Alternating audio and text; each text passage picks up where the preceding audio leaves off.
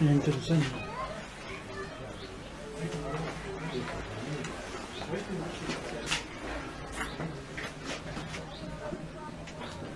Radio, on m'a envoyé des messages. Radio, là, le PC, c'est le PC général. Le PC, voilà. C'est le général qui est là, donc on reçoit tous les messages. Donc voilà, transmission. Police militaire en même temps. D'accord, ouais. On faisait tout. Contrôle d'ici du camp, quoi. Pour tous ceux qui allaient mal, hop. Voilà. On mettait un peu d'ordre là-dedans. Voilà. C'est formidable. Ah, il en fallait parce que c'était le bordel. Hein. Bah, tout à fait, ouais. Chez nous des nôtres, faut de la discipline. Voilà, si on s'était pas surveillé, c'est pas dans le couille. Hein. Mais bon. On n'arrête pas de me dire, on n'arrête pas de me dire. Non. Il y avait deux jours avant, il n'y avait plus. Ah ouais. Il y avait plein de gagnants partout. Et non, chaque fois qu'on vient, on a essayé du bol. Là, c'est la sœur du capitaine. Ils ont du bol. Ça va? Mais des journées comme ça. Ah bah elle est là, oui, je la vois. Tu sais que maintenant tu pourrais, si tu changes de truc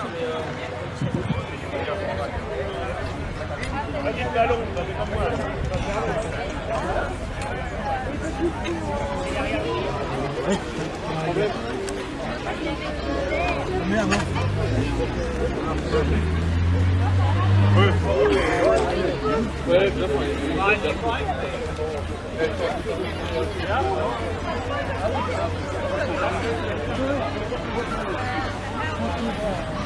Oh, il a pas pris son téléphone en plus, il a dit.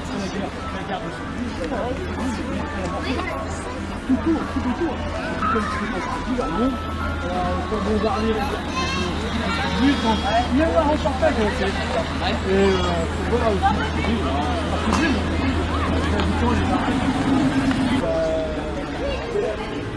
c'est toi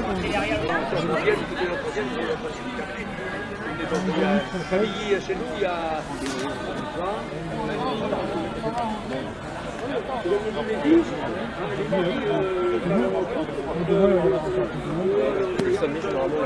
Ouais, avant on est dimanche. Tu vois quoi, pardon?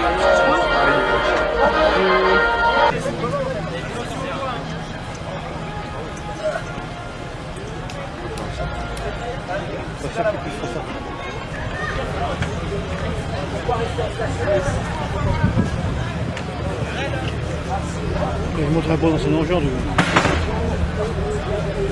Oh, pardon. Excusez-moi. Aloïs.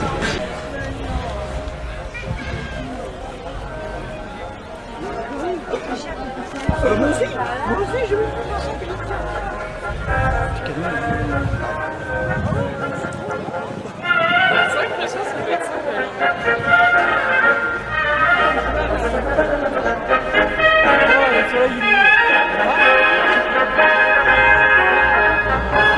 Regarde devant le stade.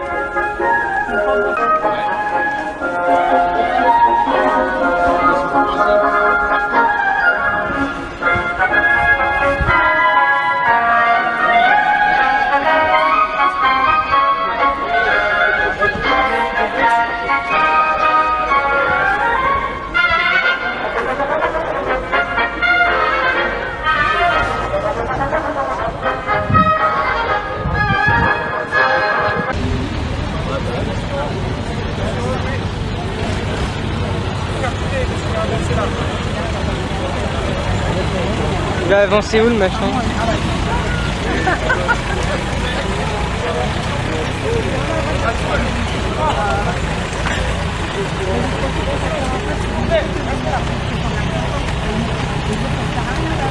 Ouais, celle-là elle est dure, hein.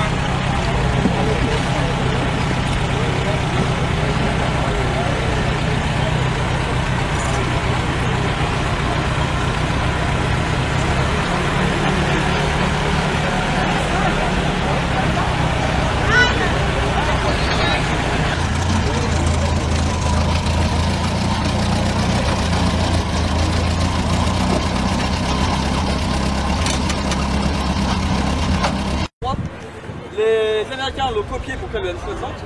Les Allemands l'utilisent encore sous la dénomination MG3 sous lequel 762 de l'OTAN. Et il n'y a que les Allemands qui, pendant la guerre, ont fait un petit prototype à la fin, fort heureusement bien trop tard. La MG45 qui, elle, ne tournait pas à 1200 mais à 2500 cartouches minutes. Ça pique. Ça pique, oui. Bon, là, l'infanterie, c'est bon, elle bouge plus là, calmez. Mais bon, la Seconde Guerre mondiale, c'est avant tout une guerre de blindés. Et notre cher soldat, au début de la guerre, il a que ça. Ça va être dur, hein. Alors ça, c'est la Schneider grenade M24, alias le presse purée. C'est comme ça que ça s'appelle. Bon, l'avantage, déjà comparé à une grenade américaine ou d'autres pays, c'est son manche, qui permet de lancer la grenade beaucoup plus loin avec beaucoup plus de force et beaucoup plus de précision. Ça, c'est une charge de TNT. Contre l'infanterie, c'est pratique, ça peut faire un peu de nettoyage, mais contre un char, à part le rayer à la peinture. Après, il faut appeler Olivier de Carglass. Qu'est-ce qu'il va faire de soldat allemand? Il va prendre sa tête de grenade, la démonter et la mettre autour d'une seule et même grenade pour faire une charge de démolition de ce genre-là. Ouais, motivé, hein. Déjà ça baisse son poil, mais sinon. Faut arriver, ce genre de petit jouet, à le balancer sous le char. Ah oui, c'est une grenade, mais en gros, non, ils prennent des têtes de grenade et les mettent autour d'une seule et même grenade. Ah oui, bah oui, le manche est barré. Non, le manche est barré. Ah bah oui. En gros, la grenade, vous l'ouvrez ici, vous dégoupillez, vous avez 10 secondes après pour la lancer. Ah, pour vous donner une idée de la technique pour détruire les chars, les Panther Tracker, imaginez, une grenade dans une main, une balle dans l'autre. Je grimpe sur le char, je prends la pelle, je fracasse la grille de ventilation, je prends la grenade, je la mets dedans, je la découpe, je tire la grenade. Vont observer sur les frontières.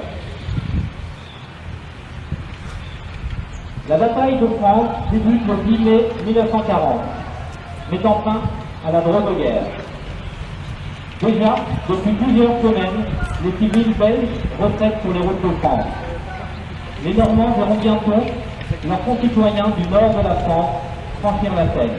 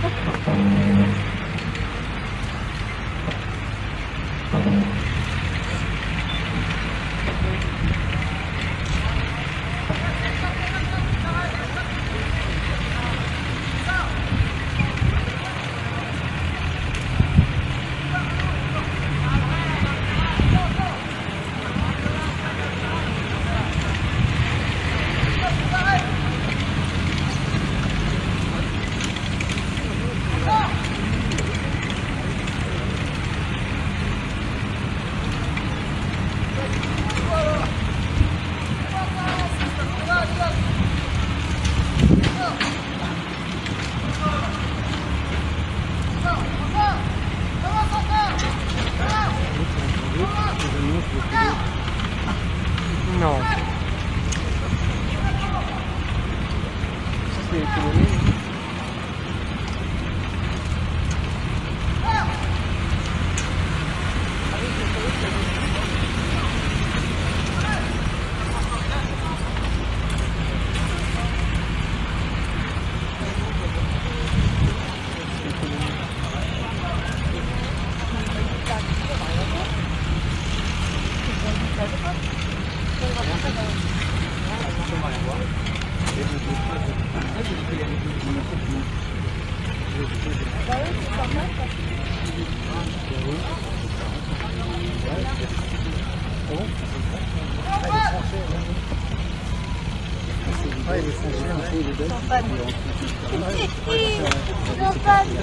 Ah, c'est le bon. Il est parti de saut, hein.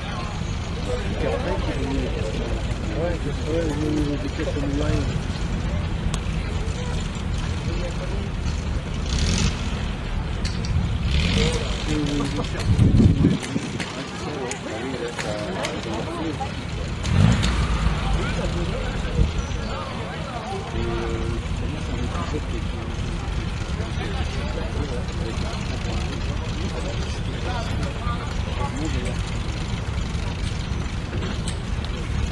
fin sera vraiment, normalement, ce sera mieux.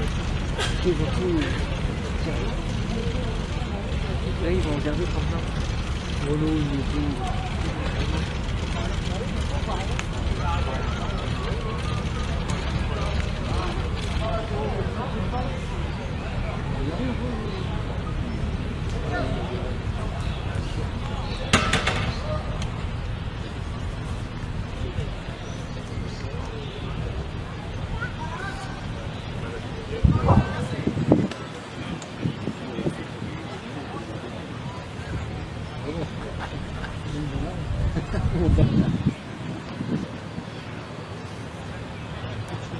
C'est vrai qu'on voit rien, les deux.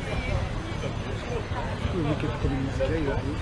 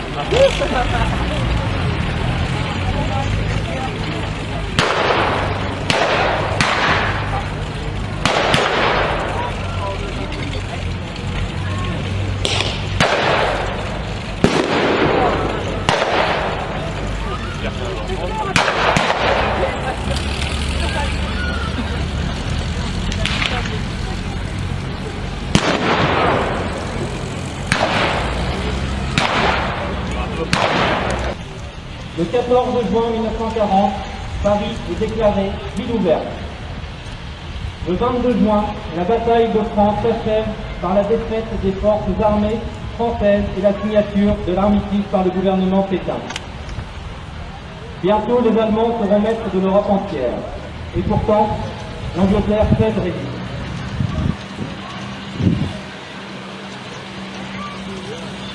La population française va connaître l'occupation allemande pendant plus de 4 années. La région sera marquée par le débarquement anglo-canadien à Dieppe le 19 août 1942. C'est à l'assaut d'une véritable forteresse que 5 pilotes vont se lancer. 1200 d'entre eux trouveront la mort et 4000 qui seront blessés ou ceux qui deviennent.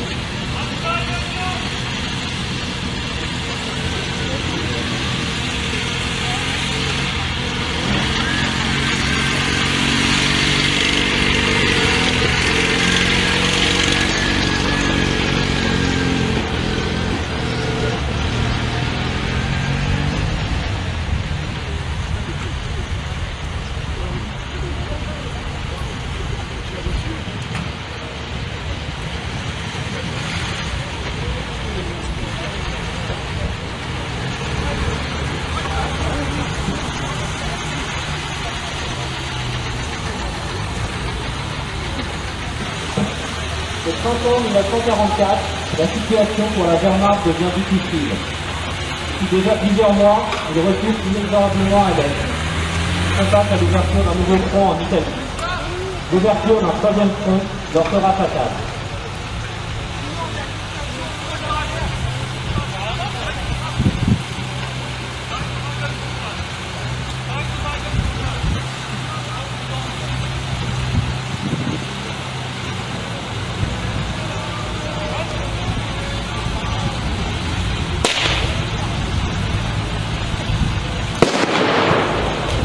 Le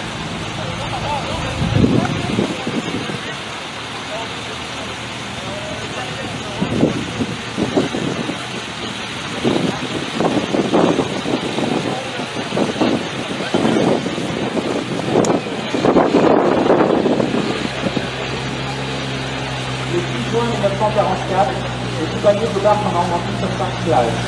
L'Italie, le Mali pour les Américains, Guadeloupe, Juno, Guadeloupe pour les Franco-Anglo-Canadiens. Les Allemands vont tenter de résister en vain. Le débarquement sera une réussite. Les Allemands perdraient de précieuses heures en se réorganiser. Ils mettront aussi plusieurs semaines à rassembler leurs divisions blindées. Il sera trop tard. Les Alliés ont envahi la Normandie et sont installés au Liban. La diplomatie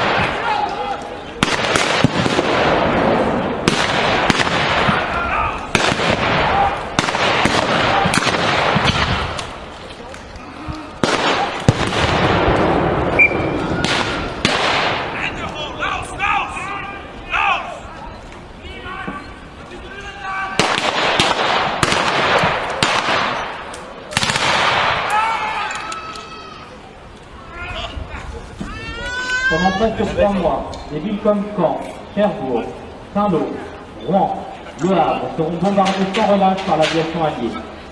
Près de 50 000 civils sont sur les différents départements de Congo.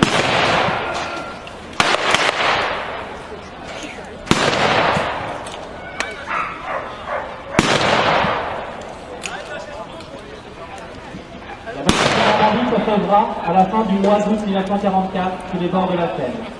Les Allemands perdront 450 000 hommes pour 200 000 tués. La guerre est loin d'être finie. Les Allemands mettront à mal les Anglais lors de l'opération Marcel Garden aux Pays-Bas.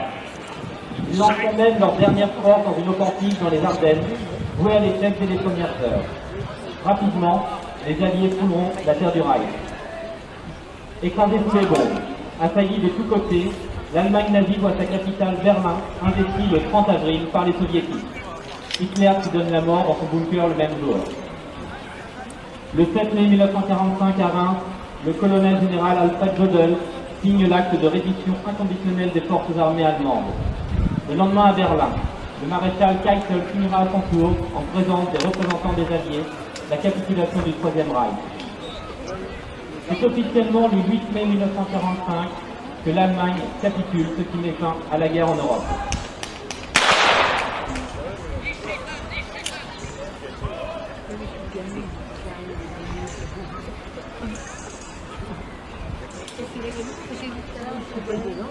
Concernant les seules pertes militaires en Europe, environ 18 millions de militaires sont morts sur les champs de bataille européens.